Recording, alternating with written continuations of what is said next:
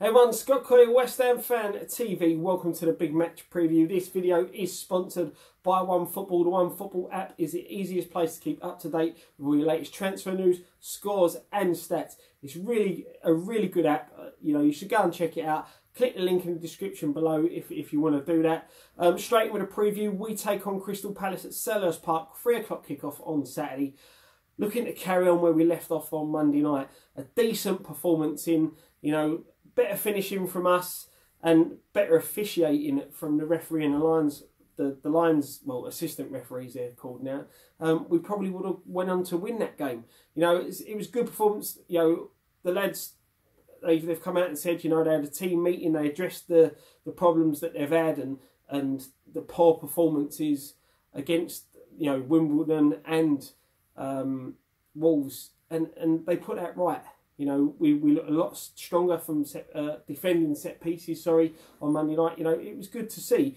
But the key thing for me now is that performance against Liverpool, getting that point, it means nothing if we rock up to Palace and don't put that in, that level of performance in against them. We've seen it before. We had a good result against Manchester United, a good result against Arsenal, went out in the next fixture and, we're like a completely different side. It was Jekyll and Hyde. That's been our performances.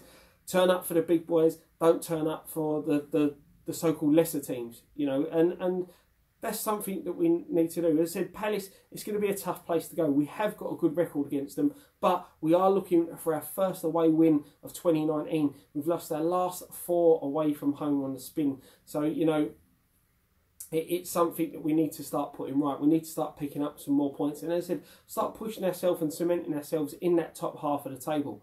Because the way the Premier League is, as we've known from time and time again, you go on a bit of a bad run, you see yourself getting sucked into that relegation battle, and that's where we don't want to be. As I said before, we want to be pushing up and trying to chase down at least seventh spot.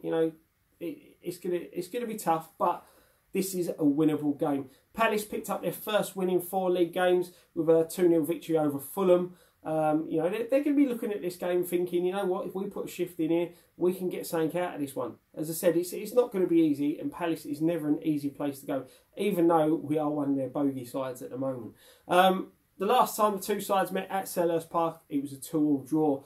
So, as I said, goals galore in the last couple of fixtures against each other. So this should be an entertaining game, touch wood. We'll probably put the curse on it now. It's going to be a 0-0 4. When we look at injuries, Nasri and Arnie are both doubts for this game.